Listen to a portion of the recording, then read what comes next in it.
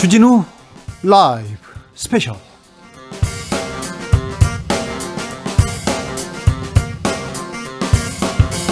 2020년 11월 28일 토요일입니다. 안녕하십니까, 주진우입니다.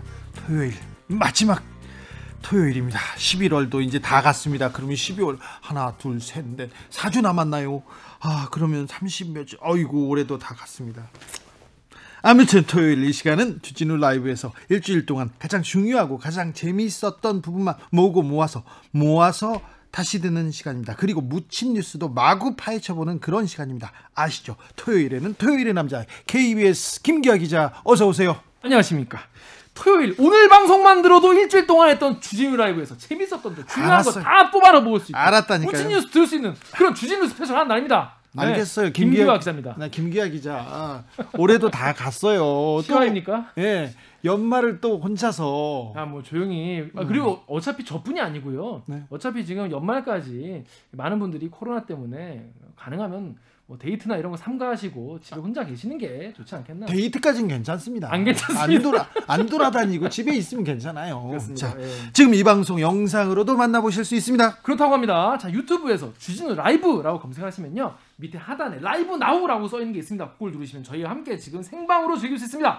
김기아 기자는 그냥 오지 않습니다. 그렇습니다. 꼭 보따리 가져왔는데 산타 기와. 어떤 분들에게 보따리를 드리는지 제가 몇 가지 소개를 좀 해드리려고 후기를 좀 가져왔습니다. 그래요, 좋아. 대체 후기라고 했는데 어떻게 보내는지 모르시는 분들 위해서 요렇게 보내면 됩니다. 자. 네. 이호찬님께서 주진우 라이브 듣기 시작한 지 2주쯤 됐습니다. 네. 평일에는 기자들의 수다, 재밌다고 듣기 좋아하고요. 주말에는 묻힌 뉴스 브리핑, 이게 제일 재밌네요. 김 기자님이랑 주고받고 설명해 주니까 이해도 쏙쏙 잘 되고 재밌어요. 다른 언론에서 잘 나오지 않는 소수자 이야기도 더 많이 해주세요 라고 하셨습니다. 알겠습니다. 명심하겠습니다. 네. 또 윤정님께서는 김 기자님과 주 기자님 케미가 좋아서 즐겁게 잘 보고 있습니다. 그렇게 좋은 편은 아니에요. 사실. 이게 점점 좋아지고 있습니다. 그렇습니까? 네. 키우는 맛이 쏠쏠합니다. 우리가 좋으면 뭐해? 그러니까. 그래. 아니야, 우리가 좋아야 시청자를 좋아하시겠죠? 알겠습니다. 그렇게 하겠습니다. 그럼 평소에 좋은 인터뷰를 놓치는 경우가 많은데 주진우 라이브 스페셜에서 많이 얻어가신다고 합니다. 그래서 우리가 이야기 마무리할 때 이런 이슈는 이렇게 함께 고민해보면 좋겠어요, 이런 질문을 던져줘도 좋을 것 같아요. 그러면 더 청취자들이 적극적으로 되지 않을까요? 라고 말씀해 주셨네요. 적극 추진하겠습니다. 그렇습니다. 요런 식으로 후기를 보내주신 분들 중에서 총 3분을 추첨해서 2만원어치 피자 교환권 보내드리도록 하겠습니다. 청취 후기 어디로 보냅니까? 청취 후기는 카카오톡 플러스 친구에서 주진우 라이브 검색을 하시면은 밑에 주진우 기자 사진이 뜹니다.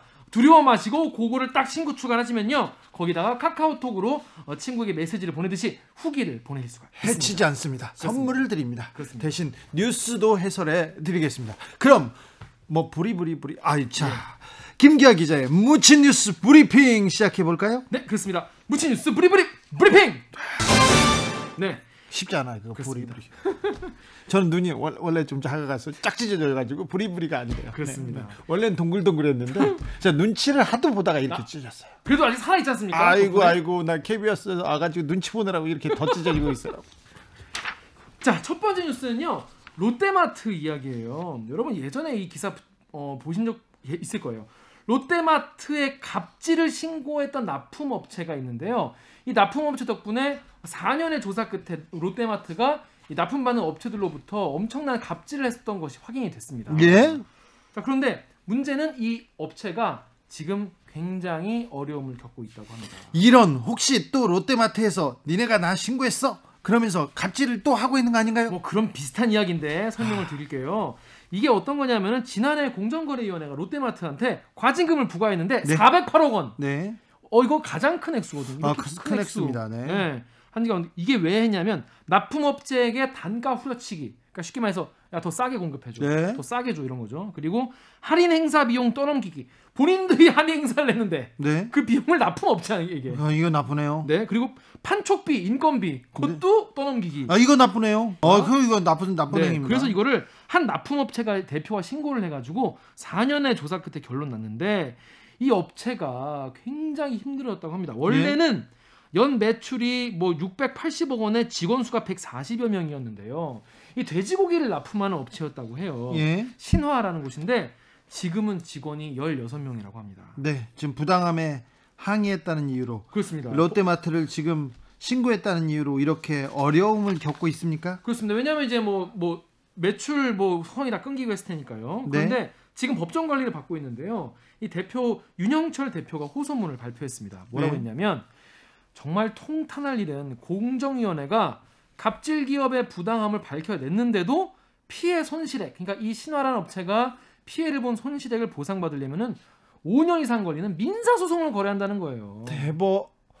대기업의 이게 특별한 방식인데요. 소송으로 끌고 갑니다. 소송으로 끌고 가서 10년, 20년 끌고 가버리면요. 버텨낼 수 있는 사람이 없어요. 그런 그렇죠. 기업도 없고요. 그것까지 공정위가 다 해줘야 되냐? 네. 사실 자기가 신고를 받고 이거에 대해서 과징금을 때렸으면은 그 고발자는 당연히 보호를 해줘야 되는 게 맞는데 네. 그거는 알아서 민사를 또 해야 된다 이렇게 하니까 이 업체는 굉장히 힘든 거죠. 회사는 죽어가고 생사 기로에 서 있습니다. 롯데마트하고 이 회사 도대체 어떤 일이 있었습니까? 설명을 드릴게요. 2012년 일입니다. 2012년에 롯데마트의 제안으로 돼지고기 납품 계획을 맺었습니다. 그러니까 롯데마트에 돼지고기를 납품하는 업체인 거죠. 네. 그래서 3년 동안 이 물류비, 인건비, 할인 행사 비용 이런 거를 다 빚을 내가면서 다 냈다고 해요. 원래 대기업하고 이렇게 계약하고 같이 일하면 돈 많이 버는 거 아니에요? 그런 줄 알았는데 거꾸로 뭐 납품 받아줄 테니까 이런 건 니네가 좀 감당해라라면서 나중에 우리가 줄게. 보전해 줄게 이렇게 했다는 거예요. 보전해 줄게. 그럼 믿지고 지금 납품했다는 거예요? 그렇습니다. 그런데 마트가 약속을 지키지 않은 겁니다. 아이고. 근데 이게 얼마나 됐냐? 공정거래조정원이 롯데마트가 업체에게 지급해야 하는 조정 금액이 48억 원. 이게 중소기업 엄청나게 입장에서는 큰 금액이네요. 그렇죠. 이건 그랬는데 롯데마트가 이거를 조정안을 수용을 안 했습니다. 그래서 공정위로 넘어간 겁니다. 예. 윤 대표 주장으로는 영업 손실액이 이것 때문에 178억 원이라고 해요. 예. 그래서 인정된 손실액, 그러니까 법원에 회생 신청해서 법원이 이제 인정한 금액이 109억 원입니다. 그런데 법원이 인정한 금액만 금액만 109억이요. 어떻게 이런 거를 맞고 중소기업이 살 수가 있겠어요? 예. 그 지금도 롯데마트가 이거 듣고도 이건 너무 크다 행정소송을 제기해서 지금도 진행 중이라고 합니다. 참 눈물 나는 일이네요. 그렇습니다. 그런데 너무 뭐랄까 아이러니한 게 뭔지 아십니까? 이 일이 있은 이후에 예. 이 대표와 이 업체의 신고 이후에 덕분에 다른 납품업체들은요 물비가 없어졌대요. 예. 그러니까 사회의 선순환을 가져온 거죠. 그렇죠. 사회에 큰 좋은 역할을 영향을 했습니다. 가져온 거죠. 예. 네, 그런데 뭘 받았냐면은 이 업체는 이런 돈도 못 받고 이렇게 힘든 상황인데 공익 신고 기업이다 이런 영예를 얻었다고 합니다. 그렇죠. 아무런 훌륭합니다. 그런데 이거만 있지 경제적으로는 굉장히 힘들어진 거죠. 자, 공익 신고 기업이고 다른 기업들한테 이제는 부당함을 없애는 그렇게 중요한 의로운 일을 했는데 현실은 그렇죠. 근데 이 과징금을 아까 말했다시피 400억 가까이 받았는데 이 돈은 그냥 국고에 그냥 그대로 귀속된다고 그렇죠. 해요. 네. 근데 이제 윤 대표의 이 말은 지금 이게 기업이 이렇게 힘들어졌는데 뭐 중소벤처기업부의 중소기업 긴급 경영 안정자금 또 한국자산관리공사의 회생기업 자금 대여 이런 거를 좀 해줬으면 좋겠다. 그렇게 좀 정부에서 도와줄 수 있는 방법은 없습니까? 그래서 이제 중소벤처기업부가 이거의 담당이기 때문에 물어봤더니 이 중소기업 긴급 경영 안정자금은 법정 관리 들어간 기업은 지원 대상이 아니다. 네. 뭐 여기도 규정이 있겠죠 따로. 네. 이 대표 입장에서는 좀 야속하다, 너무 팍팍하다 느끼실 수 있겠지만은 또 규정이 있으니까요. 네네네. 그래서 이렇게 법정 관리 기업을 위해서는 구조 개선 자금 융자 지원이 또 따로 있는데 이건 이미 안내를 해드렸다라고 해요. 그래서 긴급 경영 안정자금 제도의 지원 대상을 좀 완화하는 쪽으로 제도 개선을 좀 검토하겠다라고 합니다. 가슴 아프네요. 이렇게 하청업체, 특별히 대기업의 갑질에 피해를 당한 사람들 자주 만나게 됩니다. 취재하게 되는데요. 너무 안타깝습니다. 제가 예전에 이제 그 경제부에 있을 때 유통 담당이었거든요. 네. 그때 이제 소상공인 분들이나 납품업체 분들 만나면은 롯데한테 찍히지 말라 이런 얘기를 늘 한대요. 롯데 기업 문화가 좀 기업 약간 문화지만은 경직돼 있습니다. 다른 곳과는 달리 롯데는 면세점, 백화점, 마트 그리고 아울렛, 뭐 홈쇼핑, 유통을 다 쥐고 있어. 인터넷 다 있다는 거예요. 네. 그러니까 완전 모든 쪽을 다 쥐고 있기 때문에 아예 롯데한테 밑보이면 여기 하나도 못 들어가기 때문에 아예 팔로가 막힌다는 거예요. 대기업한테 찍히거나 대기업하고 이렇게 분쟁이 있는 중소기업 있지 않습니까? 다른 대기업도 안 받아주는 그런 침묵의 카르텔이 있어요. 그러니까 그래서 굉장히 힘들어합니다. 이런 돈을 중소기업. 사실은 이 신화라는 뭐 직원 얼마 안 되는 이런 업체들이 공개했지만 얼마나 지금까지 많은 중소기업들이 이거를 그냥 감내하고 내왔겠어요. 저희는 이렇게 중소기업 그리고 특별히 대기업의 갑질에 피해 입은 중소기업 목소리 귀 기울이겠습니다. 얼마 전에도 대기업 건설회사에서 돈을 안 주고 하청업체에 돈을 안 주고 돈을 계속 깎다가 거의 비슷해요. 깎다가 돈 주세요 그랬더니 그 다음부터는 소송을 하는 거예요. 네. 소송을 해가지고 이 지금 그 하청업체 회사 사장이 죽고 싶다고 찾아온 사람이 있어요.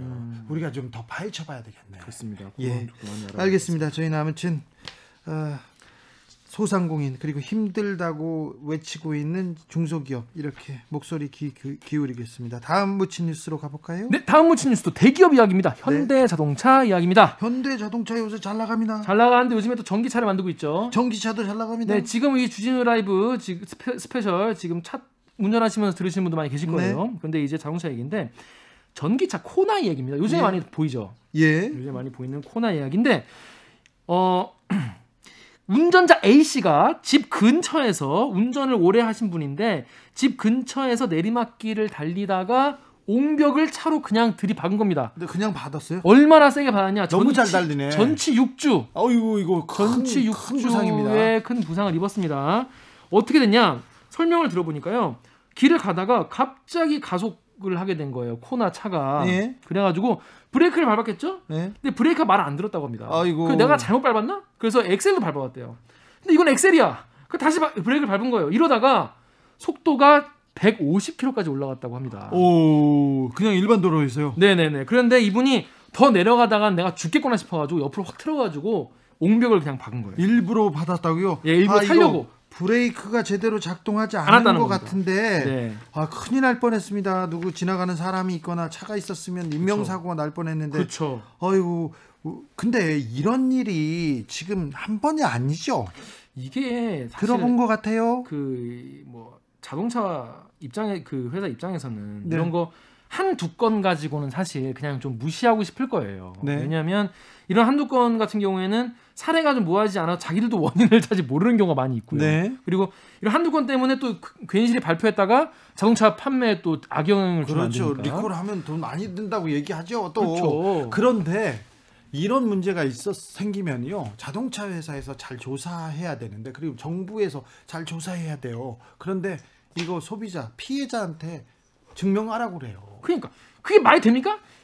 아니 소비자가 우리가 무슨 뭐 자동차 무슨 정비하시는 뭐 분도 전문가인가요? 아니고 우리 전문가도 아닌데 그러면 이럴 때마다 우리 뭐 방송사에 그럼 제보하잖아요. 네. 그럼 방송사 제보 우리도 현대자동차 이걸 제일 잘 알 텐데 네. 현대차에 물어보면 그런 일 없습니다 이러고 그럼 뭐 자동차 명장 이런 분들 괜히 바쁘신 분들 모셔다가 얘기 듣고 이런 식으로 되면 안 되는 거거든요 이게. 네. 그런데 현대차에서는 뭐라고 하냐면 이 운전자분이 브레이크를 밟았는데 브레이크가 압력이 안 느껴졌다는 거예요. 네. 훅 들어갔다는 거예요. 그랬더니 현대자동차에서는 절대 브레이크 문제일 수가 없다. 사고 기록 장치 EDR이라고 합니다. 뭐 액시던트 뭐 레코드 뭐 그런가 보죠. 근데 여기에 A 씨가 브레이크를 밟은 기록이 없다라는 겁니다. 아이고. 그래서 이게 브레이크 결함이 아니라는 게 현대자동차 입장이에요. 그런데 이게 막 달려가는데 브레이크를 안 밟기도 아니 쉽지 진짜 않았을 A 씨가 텐데요. 좀 죽고 싶은 게 아니라면 네. 당연히 브레이크를 밟았겠죠. 그런데 이 사고 기록 장치는요. 사고 직전 5초까지의 차량 조작 행위가 기록이 됩니다. 그러면 그 전에 훨씬 더 긴 시간이었을 테니까 그쵸. 지금 기록이 다 남아 있다. 그렇죠. 30초 정도. 그러니까 기록이 남아 있다고 그렇게 현대차가 그렇게 말할 수만은 없는데요. 그렇죠. 사고 직전에 이 길을 달린 그 시간이 한 30초쯤 된 거예요. 그러니까 30초 동안 막 브레이크 밟았다, 엑셀 밟았다, 이거 왜 안 서지? 막 당황한 그런 상황이 30초쯤 되는데 사고 직전 5초까지 브레이크 밟은 기록이 없다. 그러니까 브레이크 문제 아니다라는 게 현대차의 답변입니다. 뭐 일부러 죽으려고 이렇게 그렇죠. 시도한 건 아닐 텐데요. 그럴 수 없잖아요. 네. 하여튼 그래서 이게 네티즌들도 이게 말이 되냐? 이게 뭐 어떻게 여기서 브레이크를 안 밟을 수가 있냐라고 하는데 그런데 문제가 예. A 씨뿐이 아니었습니다. 그러니까 브레이크 문제 있다 이렇게 호소하는 사람들 좀 많아요. 그렇습니다. 네. 충남 천안에는 B 씨도 그런데요. 이번에도 코너입니까? 코나입니다. 어이구. 브레이크가 안 됐다는 거예요. 똑같이 밟았는데 이게 압력이 느껴지지 않고 그냥 막 헐겁게 막 되는 거예요. 그러다 보니까 그래서 이분은 또 내리막길은 아니고 그냥 평소에 이거를 주행 중에 알아가지고 바로 서비스 센터를 갔다고 합니다. 그랬더니 브레이크 모듈 문제인 것 같다라면서 부품을 교환해줬다고 해요. 예. 근데 이런 인터넷 전기차 카페 뭐 네이버나 다음에 카페가 있지 않습니까? 가보면은 이런 사례가 뭐 10여 건 정도 더 있는데 다 비슷한 얘기예요. 갑자기 브레이크가 헐렁하다. 안 된다. 이런 거죠. 이거 전문가들은 뭐라고 합니까? 이게 지금 조사를 하고 있는데요. 전문가는 뭐라고 하냐면 코나 전기차에 이 전자식 브레이크가 사용된다고 해요. 예. 이 기계식 브레이크에 전자식 브레이크라서 이게 소프트웨어에 문제가 좀 생기거나 전선이 좀 이렇게 연결이 좀 안 되거나 이러면 뭐 안 듣겠죠. 큰일 나네요. 그럼. 큰일 나죠. 이게 엄청 고속으로 달린다면 정말 내리막길에서 그러면 큰 사고로 인명 피해로 이어질 수 있는데 이게 지금 이런 경우에는 사례를 빨리 많이 모아서 공통된 문제를 빨리 찾는 게 중요한데 현대차는요. 문제를 인지하고 있다고 합니다. 일단 네. 원인이 파악되면 조치를 통해서 고객 불편을 최소화하겠다라는 입장을 밝혔는데 이게 고객 불편이 아니라 이게 불편한 게 아니라 이건 목숨이 왔다 갔다 하는 거 아니겠습니까? 네. 이 고객 안전이죠. 안전. 네. 네, 고객 안전을 최소화해야 되는데 빨리 이거를 좀 확인을 해야 될 것 같아요. 그런데요. 내 차 문제가 있다. 나 비싼 차인데 내 차 결함이 있어요. 이거 근데 안 바꿔줘요. 안 고쳐줘요. 그러면서 언론사에 제보하는 사람들 많거든요. 네, 많아요. 많은데 그분들이 있잖아요. 조심해야 돼. 중간에 집에 그냥 제보하러 오다가 가거나 중간에 말을 바꾸는 사람들도 많아요. 실제로 이번에도 그런 사례가 있었다고 합니다. 뭐냐면 제보자가 촬영을 1시간 앞두고 그러니까 1시간 뒤에 이제 그 차를 끌고 현대차 가가지고 막 찍기로 기자랑 약속을 했대요. 근데 갑자기 기자한테 전화해서 내가 언제 그랬냐? 예. 내가 언제 제보했냐? 내가 언제 취재한다고 했냐라는 거예요. 블랙박스도 같이 봤다고 해요. 그래서 전날까지 그 전날에는 선생님 내일 뵙겠습니다. 내일 그러면 현대차 이거 한번 이 제대로 한번 촬영을 해보죠. 막 이렇게 했는데 다음날 갑자기 누군가를 만나보겠다고 하고 몇 시간 연락이 안 되고 갑자기 그다음에 나 그런 적 없다라고 돌아서는 거예요. 그런 경우 좀 많아요. 아무튼 그렇다면은 제보자가 사라졌는데 어떻게 이 리포트는 나올 수 있었느냐? 네.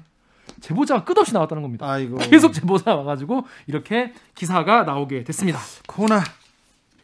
빨리 이게 사람 안전에 이게 브레이크는 사실 그렇죠. 자동차에서 엔진은 그러니까 엑셀은 고장나도 되는데 되는 건 아니지만 엑셀보다 브레이크가 안 되면 더 문제잖아요. 그래서 생명하고 직결된 문제입니다. 그러니까 어서 현대차는 좀 해결했으면 좋겠습니다. 코나 브레이크 문제 조금 더 신경 써 주셔야 되겠습니다. 여러분께서는 지금 주진우 라이브 스페셜을 듣고 계십니다. 김기아 기자하고 함께 하고 있는데요. 자, 본격적으로 주진우 라이브 스페셜 하이라이트 장면 다시 듣기 시작해 보겠습니다. 김기아 기자, 어떤 장면? 네, 역시 지난주는 그 역시 이 추미애 장관과 윤석열 총장의 태풍. 이 두 분의 갈등이 거의 뭐 전국을 지금 가장 크게 흔들고 있죠. 좌지우지하고 있습니다. 그래서 저희 이제 코너 중에서 가장 뭐랄까요 첨예하게 싸우는 이름도 잘 졌어. 초지일검. 네. 김경진 전 의원과 김남국 민주당 의원이 함께 검찰 개혁에 대해서 이야기하는 그런 시간입니다. 초지일간 검을 휘두릅니다. 둘이서. 그렇습니다. 그래서 한 분은 검찰 편에서, 한 분은 그 법무부 장관 편에서. 보이지 않는 검 싸움이 막 엄청나요. 네, 칼싸움이. 그렇습니다. 이번에는 굉장히 뜨거웠습니다. 특별히 추 장관께서 검찰총장을 직무 배제, 그만해, 일하지 마, 그리고 징계해, 이렇게 해가지고 했거든요. 그래서 몇 가지 사례를 들었는데 이 사례는 맞다, 저 사례는 틀리다, 여러 말이 많았습니다. 근데 이제 김남국 의원이 일단 이제 공수라고 치면 사실은 이번에 약간 김남국 의원이 약간 공격하는 그런 입장이었어요. 예. 근데 이제 재판부 판사들에 대한 불법 사찰, 요게 이제 그 윤석열 총장에 대해서 문제 있다라고 지적이 된 부분 그이지 않습니까? 그래서 이 문제가 제일 심각하다. 만약에 사실이라면 단순한 직권남용이 아니라 사법부의 독립을 훼손하는 중대한 범죄다라고 주장을 했습니다. 사법 처리해야 된다, 여기까지 나왔어요. 네, 근데 이제 김경진 의원 같은 경우에는 전 이거에 대해서 뭐라고 대답할지 굉장히 궁금했거든요. 네. 근데 그게 사실이라고 예단하지 마라라고 하시더라고요. 네. 그래서 만약 그렇다면 어떡하냐? 만약도 하지 마라. 약간 김경진 의원답지 않은 살짝 좀 수세에 몰린 그런 모습을 보여서 실망했습니다. 네, 그 김경진 의원 또 거침없이 또 그러니까 원래 치고 들어가는데요. 네. 결국은 소송전으로 갈 거고요. 갈 거고 검찰총장과 법무부 장관의 싸움 굉장히 길어질 거라고 예상하더라고요. 그렇습니다. 그래서 지금 윤 총장의 의혹이 과연 이게 지금 뭐 물러나야 되는 거 정도냐 아니냐 이런 거에 대해서 서로 굉장히 다툼이 많은데 김경진 의원은 지금 뭐 추미애 장관이 본인이 지금 코너에 몰려서 지금 마지막 어거지 초강수를 쓴 게 아니냐 네. 뭐 이런 식으로 얘기를 하더라고요. 네. 추 장관이 지금 너무 무리하고 있다. 그리고 절차와 법을 어기면서 무리하고 있다고 얘기를 하고 있고요. 김남국 의원은 아니다. 이게 헌정유린이다. 이렇게 계속해서 주장했는데 그 칼날들이 계속 부딪혔습니다. 그렇습니다. 여러분 이제 지금 이 주진우 라이브 스페셜 듣고 계신 분들의 생각은 어떤지 잘 모르겠어요. 모르겠지만은 이게 우리들 이제 어디 가서 얘기를 할 때 나랑 생각 다른 사람의 이야기를 잘 들어봐야 나의 논리를 잘 세울 수 있지 않습니까? 네. 근데 주진우 라이브 스페셜에서는 이 두 가지 이야기를 정말 다 골고루 전달해 드립니다. 첨예하게. 그렇습니다. 그래서 지금부터 더 자세한 양측의 이야기 궁금하다. 김경진 의원과 김남국 의원의 이야기가 궁금하다 하시는 분들 위해서 화요일에 방송됐던 초지일검 하이라이트 부분 함께 듣고 오시겠습니다. 큐. 추미애 장관의 이 행동. 자, 앞으로 윤석열 검찰총장의 거취는 어떻게 보십니까? 어떻게 예상하십니까? 글쎄요. 지금 김남국 의원 예상대로 한다면 네. 끝까지 아마 그러니까 가처분 소송을 한다고 하는 것은 끝까지 본안 소송도 가고 끝까지 법적으로 다투겠다. 그렇게 보는데. 그렇게 예상이 되는 거 아닌가요? 김경진 의원도 그렇게 생각하십니까? 모르겠어요. 두고 봐야 되겠어요. 두고 봐야 되겠는데 저도 그럴 가능성이 높은 것 같아요. 그러면 소송전으로 간다고요? 그렇죠. 네. 그러면 저게 지금 검찰총장 상태가 가령 직무 정지가 됐든 뭐 어쨌든 가처분 소송이 빨리 법원에서 결론이 내려지지 않는 한은 계속해서 지금 하여간 묘한 상태가 계속해서 가는 그런 상황이 될 것 같은데요. 법무부 장관하고 검찰총장하고 법적 분쟁으로 법으로 계속 다투는 모양새가 될 것 같습니다. 좋지 않죠. 네, 되게 좋지 않습니다. 매우 좋지 않고 국민들에게도 바람직하지 않다라고 생각이 됩니다. 그럼 어떻게 지금 윤석열 총장이 지금 확인된 여러 가지 비위 감찰 사건의 결과 내용을 봤을 때 해당 사안 하나하나가 매우 중대하고 심각합니다. 특히나 지금 새롭게 나온 이 판사들에 대한 불법 사찰 내용만 보더라도 굉장히 좀 심각하다라고 생각이 됩니다. 이게 지금 물론 이제 징계위원회 회부가 되어서 여러 가지 것들을 따져봐서 징계 수위가 결정될 수는 있겠지만 이러한 것을 내용으로 해서 감찰을 받는다는 것만으로 그리고 검찰총장이 직무집행 정지 명령을 받는다는 것만으로도 검찰 조직을 추스르는 것 자체가 쉽지 않기 때문에 그렇죠. 더 이상 지금 이 상황은 더 이상 이걸 가지고 검찰 조직을 흔들리게 하거나 아니면 국민들에게 좀 누가 끼치는 그런 행동을 하지 않았으면 좋겠다는 생각이 듭니다. 그러면 저는 사태가 스스로 물러나는 게 좀 바람직하다라고 생각이 되고요. 그게 마지막 검찰총장으로서의 도리가 아닌가 생각을 하고 있습니다. 김경진 의원님. 네. 한 2분은 제 맘대로 말할 시간을 좀 2분 주세요. 드릴게요. 네. 일단 이게 모든 게 이 정권, 그러니까 대통령을 포함해서 민주당 정권 자체에서 지금 검찰총장이 너 왜 조국이 사건 수사했어라고부터 시작을 해갖고 찍혀가지고 지금 이 사달이 난 거고, 두 번째는 추미애 장관이 사실은 법도 근거도 없이 지금 막대먹은 수사지휘를 벌써 여러 건째 해오고 있는데, 법도 근거도 없는 막대먹은 수사지휘를 여러 건째 해오고 있고, 오늘 아마 지금 직무집행 배제라든지 징계를 하겠다고 하는 것도 개별적인 내용을 하나씩 조금 이제 저녁 뭐 들어가면서 뭐 이렇게 좀 시간을 가지고 뜯어봐야 되겠지만, 지금까지 제가 본 내용으로 보면 아무것도 아닌 것을 가지고 침소봉대해서 어거지로 하는 것 같다라는 느낌이 들어요, 보면.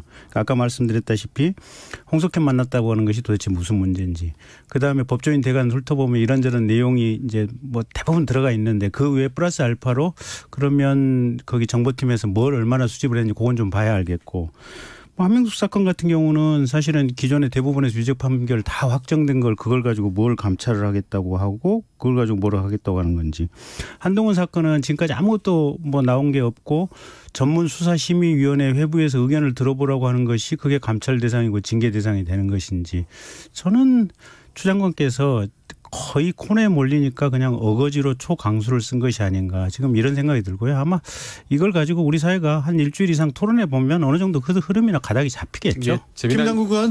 재미난 게요. 제가 한 30명 가까이 그 법조 출입하는 기자들에게 조국 전 장관 사건에 대한 결과를 물었는데 아는 사람이 한 명도 없습니다. 수사할 때 그 수많은 의혹 그냥 쏟아내는 것만 했고요. 나중에 기소 엉터리로 했다라는 것을, 어떻게 기소했다라는 것을 기사를 쓴 기자들도 몰라요. 그거 큰 문제예요. 큰 문제입니다. 네. 그 지난해 조국 전 장관에 대한 뭐 복수다라는 이런 말씀을 하셨지만 그렇게 평가하기는 어렵고요. 조국 전 장관에 대한 수사가 법과 원칙에 따른 수사였다라고 한다면 왜 윤석열 총장에 대한 수사는 법과 원칙에 따른 감찰, 비위 이런 것들을 확인을 못하는 겁니까? 윤석열 총장이 계속 이야기했던 살아있는 권력에는 윤석열 총장 본인도 들어가야 된다고 보고요.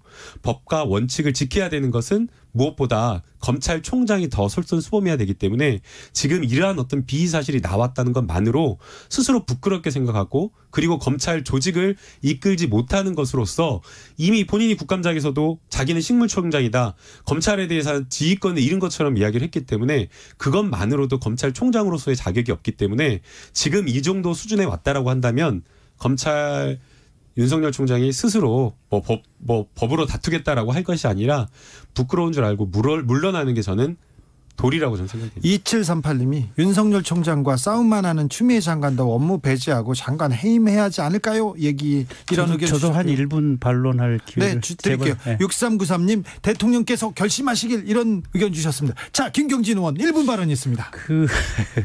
아니 조국 오촌 동생이나 그 조국 동생이나 이런 양반들 지금 실형 선고 나서 1심 나서 지금 항소심 가 있잖아요. 네.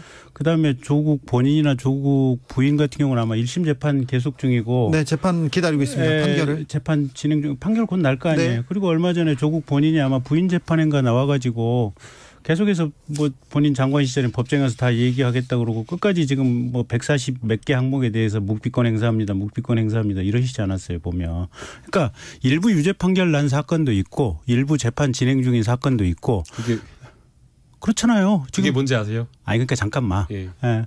그래서 그 1심 진행 중인 사건들은 판결 나면 보면 되는 것 같고, 항소심 간 사건들은 최종 판결 보면 되는 것 같고, 그래서 무슨 어거지 기소를 했다, 기소가 근거가 없다라고 하는 것은 김남국 의원께서 말씀이 조금 지나치신 것이 아닌가 싶은 생각이 들고요. 20초 남았습니다. 네, 그다음에 두 번째, 전체적으로 보면 그 뭐 지난번에 수사지휘 한다고 했던 남부지검 사건도 송사면 지검장 뒤를 이은 박순철 검사장 같은 경우 오죽하면 사표 내면서까지 이게 정치가 너무 검찰 영역에 들어오고 있다라고 말씀을 하셨잖아요, 보면. 그래서 전체적으로 추 장관께서 너무 정권을 권력을 가지고 검찰 조직을 지금 찍어 누르려고 하는 이 행태를 보이고 있고, 이게 국민들에 의해서 반드시 역풍을 맞을 거라고 저는 봅니다.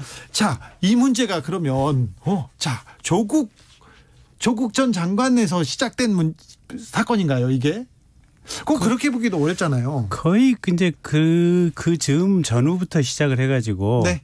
아마 그 송철호 울산시장 관련해가지고 청와대 민정수석실에서 그 사건 보냈다라고 하는 거. 네.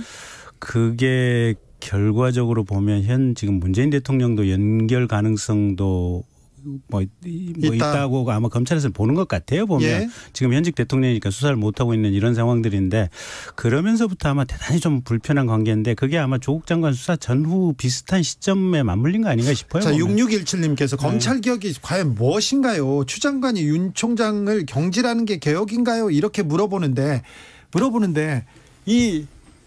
어떻게 생각하세요, 김남국 의원님? 네, 이게 항상 검찰이 해왔던 일입니다. 네.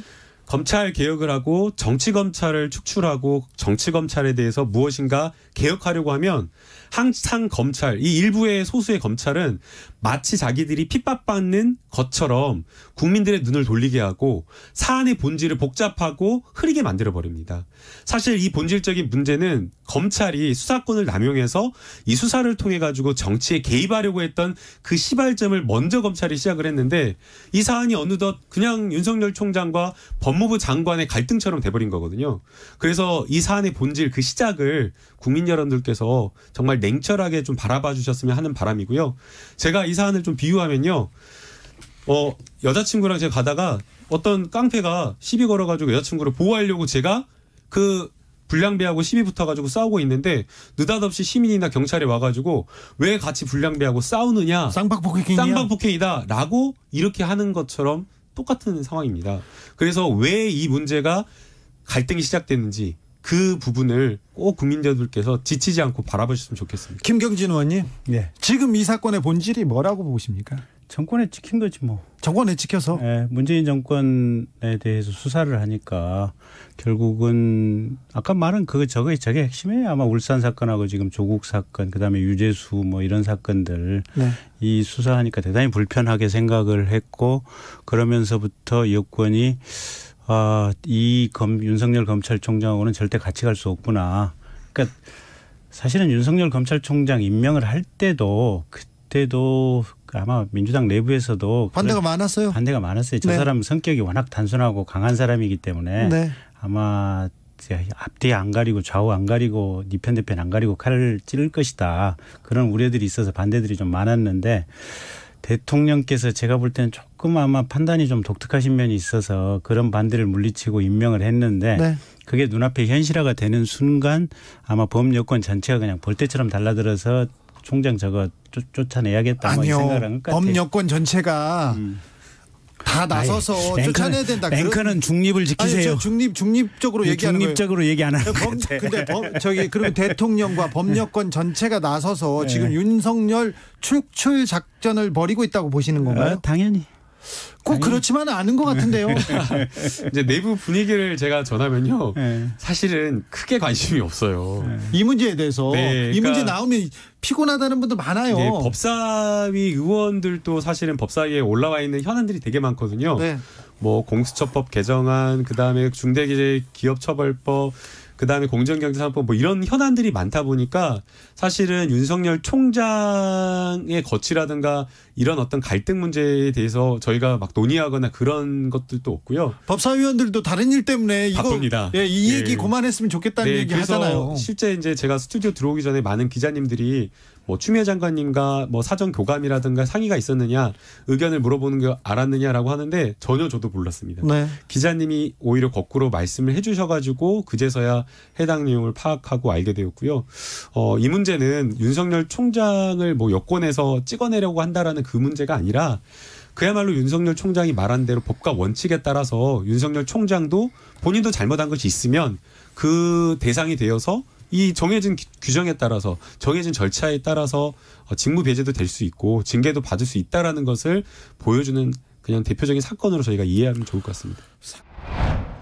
김경진 전 의원 그리고 더불어민주당 김남국 의원과 함께한 화요일 초지일검 하이라이트 부분 다시 듣고 오셨습니다. 김기아 기자, 주진우 라이브는 풀버전이 제맛이죠? 그렇습니다. 주진우 라이브 특히 이 이야기 같은 경우에는 양쪽 이야기를 쭉 들어보시면은 이것도 말이 되네. 뭐 이런 경우 부분도 분명히 있으실 거예요. 자, 요거는 유튜브나 팟캐스트에서 주진우 라이브 검색하신 다음에 11월 24일 화요일 2부를 들으시면 되겠습니다. 주진우 라이브 스페셜 김기아 기자와 함께하고 있습니다. 이 방송 영상으로도 만나실 수 있습니다. 그렇습니다. 지금 바로 유튜브에서 주진우 라이브라고 검색하시면 밑에 라이브 나오라고 뜨고요. 이걸 클릭하면 저희와 지금 생방송으로 즐기실 수 있습니다. 포털에서도 주진우 라이브 치시면 찾을 수 있습니다. 그렇다고 김기아 합니다. 기자, 다음으로는 어떤 장면입니까? 사실 이번 주 같은 경우에는 사실 검찰 이슈가 가장 크긴 했어요. 예. 그래서 지금 가장 큰 이슈 중에 하나가 바로 공수처, 예. 고위공직자 수사처죠. 네. 그래서 지금 공처장 후보를 누굴 추천하느냐 가지고 지금 여야가 또 그러니까 이게 산 넘어 산인 것 같아요. 네. 아직이요. 네, 아직 산 넘고 물 건너야 됩니다. 한참 멀었습니다. 네. 그래서 여기에 대해서 우리가 야당의 입장, 그러니까 국민의힘 입장이 어떤지에 대해서 제대로 한번 들어보자 해가지고 국민의힘 유상범 의원과 인터뷰를 했습니다. 네. 이 내용 가져왔습니다. 유상범 의원은 배우 유호성 씨의 형입니다. 몰랐습니다. 아, 그래요? 형입니다. 그분입니다. 그런데 검사 출신이고요. 검사 출신이어서 검사 입장 그리고 공수처에 대한 국민의힘 입장을 좀 보수적으로 계속 담담하게 잘 설명하고 있습니다. 사실 뭐 가장 첨예하게 이제 그 충돌하는 부분은 야당의 비토권을 축소하는 그 민주당의 입장인 거죠. 개정은. 예. 이거에 이 대해서는 뭐 정의당도 비판하긴 했어요. 네, 그렇습니다. 그래서 이걸 없애면은 공수처의 어떤 독립성 같은 거를 크게 훼손하지 않겠냐라는 게 국민의힘의 우려다. 뭐 네. 그런 이야기를 했어요. 근데 국민의힘에서 지금 공수처 출범을 위한 회의에서 지금 좀 반대를 계속 하고 있어서 회의가 공전되고 있습니다. 네. 그래서 시간이 가고 있는데 결국은 공수처가 올해 안에 출범하지 않을까 하는 예상을 하고 있는 것 같더라고요. 본인도. 네, 한 달밖에 안 남긴 했지만은 뭐 이대로 그냥 쭉 둘 수는 없으니까. 네. 근데 이제 주진우 기자가 물어본 질문 중에서 제일 재밌었던 질문이 뭐냐면 공수처장 후보 중에서 이 석동현 변호사라고 네. 이분을 추천했는데 이분이 이제 공수처는 괴물이다 뭐 이렇게 공수처의 취지 자체를 굉장히 부정적으로 보시던 분이거든요. 아예 이건 생겨나면 안 되는 공수처라고 얘기한 분을 국민의힘에서 공수처장 후보로 추천했어요. 그렇죠. 그래서 이게 말이 되냐? 이건 그 존재 자체를 부정하는 분이 공수처장이 되면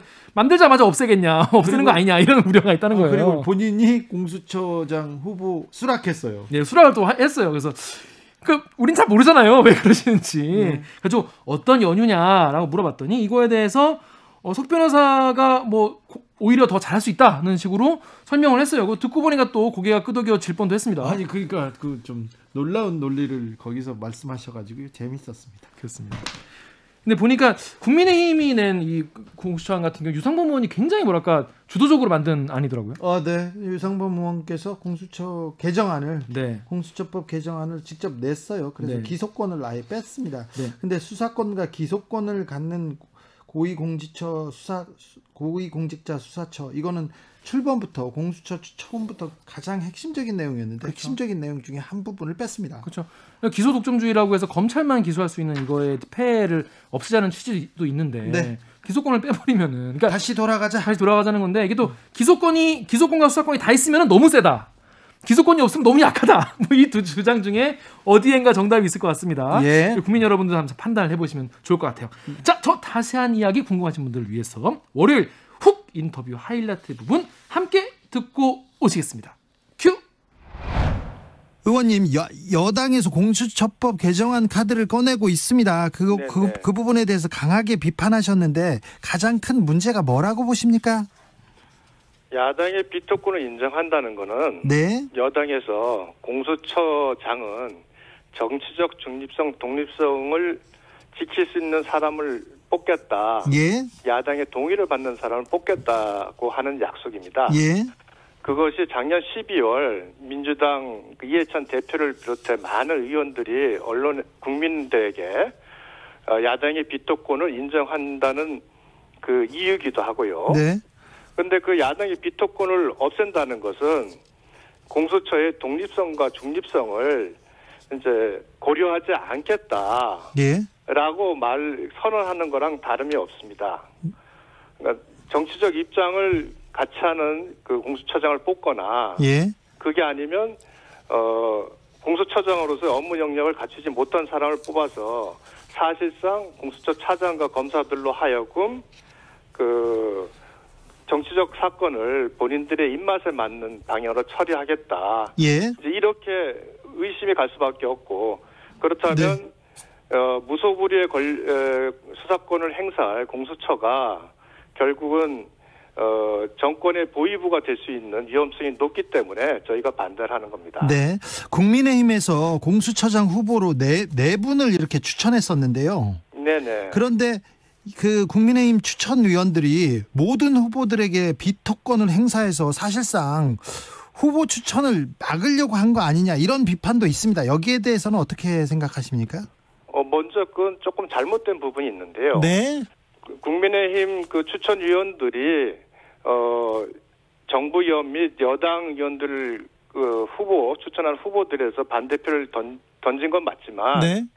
마찬가지로 정부 의원 및 여당 의원들도 전부 야당이 추천하는 그 공수처 후보에 대해서는 반대표를 던졌습니다.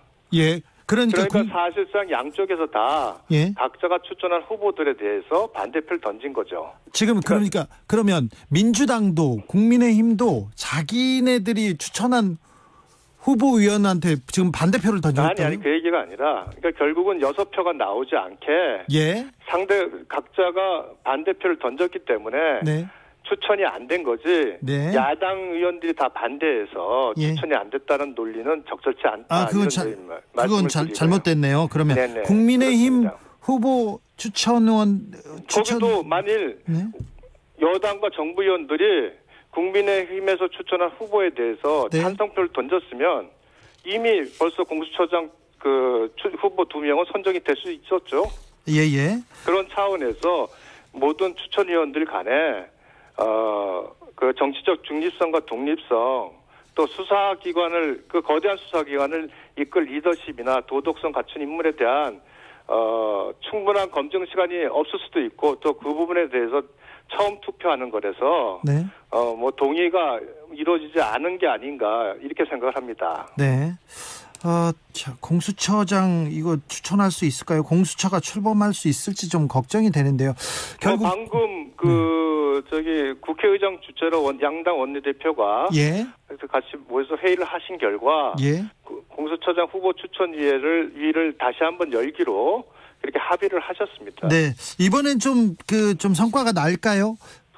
뭐 서로 간에 예. 좀 치열하게 논의를 한다면은 네. 성과가 못 날 바 없죠. 네. 제가 아까 말씀드렸듯이 야당 후보들에 대해서도 무조건 야당 후보들의 부정적으로 그 입장을 가질 게 아니라 네.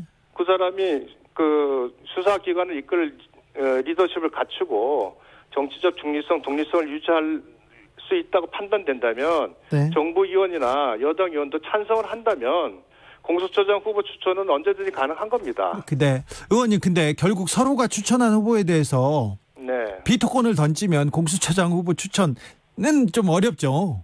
요번에 뭐 어렵게 다시 국회의장께서 추천위를 다시 열기로 했으니 네. 뭐 이번에 그 추천위원들께서도 네. 다시 한번 고민을 하지 않을까 싶습니다. 네. 그러게요. 좀 고민해서 좀 성과가 났으면 합니다. 의원님도 그렇게 생각하시죠? 네, 저도 그랬으면 좋겠습니다. 저희는 기본적으로 저희 당에서는 네. 추천위원들에 대해서는 예. 그분들이 필요한 행정적 지원은 해주지 예. 그 안에서 판단하고 결정하시는 것에 대해서는 저희들이 관여를 안 해왔습니다. 아, 예. 예, 그래서 앞으로도 뭐 다시 열린다면 네. 그 부분은 저희 입장이 변하지 않을 겁니다. 그러니까 그 주체적으로 네. 거기서 판단하시는 거죠. 예. 그분이 추천위원이. 국민의힘 추천 후보인 석동현 후보는요, 공수처가 태어나서는 안 될 괴물이라고 의견을 계속 주장하고 있습니다. 그렇게 밝히고 있는데 네. 이렇게 저분은 공수처 태어나지 않기 위해서 지금 거기서 노력하고 있거나 그렇지는 않죠. 이분이 이제 동의를 하신 거는 네. 본인이 갖고 있는 그 말씀은 공수처가 어떤 대한민국의 형사소송법 체계 하에서 예. 적절하지 않은 기관이고 네. 또한 그것이 정치적으로 악용될 소지가 있다는 입장을 밝히신 거니까요. 네. 어찌 보면 그분이 만약 공수처장이 되신다면 네. 공수처가 그 기관으로서 이제 수사권을 행사하고 그럴 때 예. 오히려 더 정치적 중립성, 독립성을 더 유지하려고 노력하지 않겠어요? 아, 석동현 후보가요? 예, 만약 그렇게 하신다면 아, 그분이 뭐 공수처장이 돼가지고 공수처를 폐지시킬 수는 없잖아요. 예. 예, 그러니까 그렇죠. 그런 차원에서 네. 생각하시면은, 네. 그러니까 그런 분들이 반대는 하지만 들어와서 동의했다는 거는 어쨌건 그만큼 예. 공수처의 정치적 중립성, 독립성이 중요하다. 예. 이렇게 보시는 게 좋을 듯합니다. 석동현 후보가 검찰 출신이지 않습니까? 네네. 혹시 검사 생활할 때 같이 하셨어요? 예, 저도 잘 알고 있습니다. 근데 석동현 후보가 검사 시절에 그렇게 또 과격하거나 그런 분은 아니셨는데요. 네네. 제가 취재할 때 들어봐도 그런데 네. 그 공수처에 관련돼서는 말은 좀 세겠지만 워딩은 셌지만 만약에 출범하면 잘하실 분이라고 이렇게 보시는 건가요? 예, 제가 말씀드린 거는 공수처의 정치적 중립성, 독립성을 예. 훼손시키지는 않으실 분이죠. 네, 알겠습니다. 예. 민주당은 후보 추천위원회 재소집 동의하지만 공수처법 개정 작업 병행하겠다고 하고 있습니다. 예, 추천위가 계속 파행이 되면 결국 공수처법 개정으로 가게 된다면 어떻게 하실 겁니까? 뭐 국회법 내에서 저희들이 결국은 그 개정의 부당성을 주장할 수밖에 없지 않겠습니까? 예. 그러나 힘으로 몰아붙인다면 네. 과거 임대차 3법처럼 또 다수결로 처리가 되지 않을까 하는 우려를 하고 있습니다. 네. 뭐 그런 식으로 처리가 된다면 그 이후에 그런 부작용에 대해서는 민주당이 다 책임을 져야 될 사안 아니겠습니까? 예. 무엇보다도 공수처가 가지고 있는 그 위험성을 이렇게 지속적으로 경고한다면 민주당에서도 그것이 갖고 있는 게 단순히 정치적 이유가 아니라 예. 무슨 문제가 있다는 부분을 한번 고민을 해줬으면 좋겠다는 생각을 하고 있습니다. 유상범 의원께서도 공수처법 개정안 발의하신 상태죠. 여당 예. 안과는 어떤 차이가 있습니까? 저는 그 공수처가 갖고 있는 그 각 법률 조항 중에서 위헌 조항이 있습니다. 예. 위헌이라고 그가 강하게 주장하고 있고, 어떤이요? 예, 특히 이제 직무 관련 범죄를 수사 대상에서 포함시킨 부분도 네. 이 법 자체는 고위공직자의 비리를 척결하기 위한 법인데 네. 공무원의 직무 수행 관련 범죄를 지금 수사 제외하는 대상으로 거는, 하는 건 네. 그 목적과 받지 않고요. 예. 그다음에 공수처 검사의 기소권을 인정되고 있는데 네. 이것은 판사, 검사, 고위직 경찰관에게만 인정되고 있습니다. 예. 나머지 고위공직자에 대해서는 수사권만 인정하고 있고요. 예. 이렇게 수사 대상에 따라서 어떤 사람에게는 기소권만 주고 다른 분은 기소권을 주고 다른 사람은 수사권만 주는 이와 같은 법제는 세상에도 어디에도 없습니다. 예. 이런 부분이 있고요. 범죄 수사 강제 이첩권이라는 것도 검찰이나 경찰은 헌법에 근거해서 만들어진 기관이고 지금 공수처는 헌법에 근거하지 않은 법률상 기관입니다. 그런 법률상 기관이 그 검찰과 경찰 등의 그 사건을 강제로 이첩받는 것도 그 헌법적 원리에서 보면 맞지를 않습니다. 그래서 기소권을 제외해야 된다고 생각하세요? 네, 기소권은 그 수사권만 부여한다는 거죠. 네. 네. 기소권 없는 공수처 제대로 기능할 수 없다 이런 그 얘기는 계속 나왔지 않습니까? 수사권만 가지고 있어도 네. 고위공직자들에게는 굉장히 부담이 되고요. 네. 고위공직자가 수사 대상이 되는 것만으로도 네. 사실상 그 사회적 평판이나 뭐 이런 모든 그 사회적 지위를 잃을 수 있습니다. 기소 여부와 관계없이. 예. 문제는 아까 말씀드렸듯이 기소권이 판사, 검사 그리고 고위직 경찰에만 기소권을 부여하고 있는데 네. 거기다가 그 직무 관련 범죄까지 포함시키고 있습니다. 그러면 제가 통계적으로 분석해보니 그 전체 90%가 판검사에 관한 부분이 수사 대상으로 들어갑니다. 예. 그렇다면 결국 이 공수처는 검찰 그 법원에 대해서 굉장한 압력을 행사할 수 있는 그런 권능을 갖게 되거든요. 예. 이렇게 된다면 결국은 그 고위 공수처가 결국은 하나의 사찰기구로서의 기능을 가질 수밖에 없고, 예. 그로 인해서 대한민국이 그 굉장히 위험해질 수 있다 이런 생각을 가지고 있습니다. 대한민국이 위험해질 네. 수도 있습니까?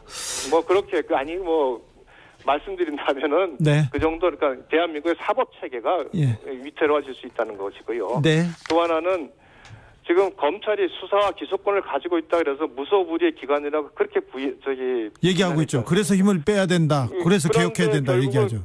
이 판사, 검사와 고위직 경찰에 대해서는 수사와 기소권을 다 준다. 이것도 굉장히 큰 모순 아니겠습니까? 아니 검찰은 수사권, 기소권을 가지고 있으니까 공수처도 가지고 있어야 된다 이렇게 얘기하면서 그래야 힘의 균형이 맞는다 이런 얘기도 하지 않습니까? 지금 공수처는 검찰을 견제하기 위해서 만든 기구라기보다는 네. 검찰이 갖고 있는 고위공직자 수사에서의 뭐 정치적 독립성, 중립성이 의심된다 그래서 만든 기관 아닙니까? 네. 그렇다면은 공수처에서 그 수사를 하고 그다음에 말씀드린 대로 검찰에서 그 수사의 적정성을 판단하는 것도 예. 지금까지 주장한 그 민주당의 논리에 보면 일관성이 있는 거죠. 국민의힘 유상범 의원과 이야기 나눠봤습니다. 월요일 훅 인터뷰 하이라이트 부분 다시 듣고 오셨는데 이 방송 풀버전은 어디? 네, 국민의힘의 어떤 풀버전 입장을 듣고 싶다 하시는 분들은 유튜브나 팟캐스트에서 주진우 라이브 검색을 하시고 11월 23일 월요일 일부 찾아서 들으시면 되겠습니다. 또 유튜브에도 인터뷰만 또 바쁘신 여러분들을 위해서 네. 인터뷰만 또 잘라서 올라놨습니다. 그거만 보셔도 되겠습니다. 김기아 기자 청취자들을 위해서 선물도 준비했죠? 그렇습니다. 카카오톡 플러스 친구에서 주진우 라이브 검색을 하시고요. 친구 추가하신 다음에 내가 이번 주에 주진우 라이브는 어땠다. 이런 점이 좋았다. 저런 점이 별로였다. 이런 점을 원한다. 이런 것들을 쓴 청취 후기를 남겨주시면 저희가 3분을 추첨해서 2만 원 상당의 피자 교환권을 드리겠습니다. 연말에 따뜻하게 드십시오. 네, 많이 드십시오. 네. 따뜻해야 됩니다. 집에서 드세요. 네. 김기아 기자 오늘도 수고 많으셨습니다. 고생하셨습니다. 주진우 라이브 스페셜 여기서 인사드리겠습니다. 저는 다음 주 월요일 5시 5분에 돌아옵니다. 지금까지 주진우였습니다.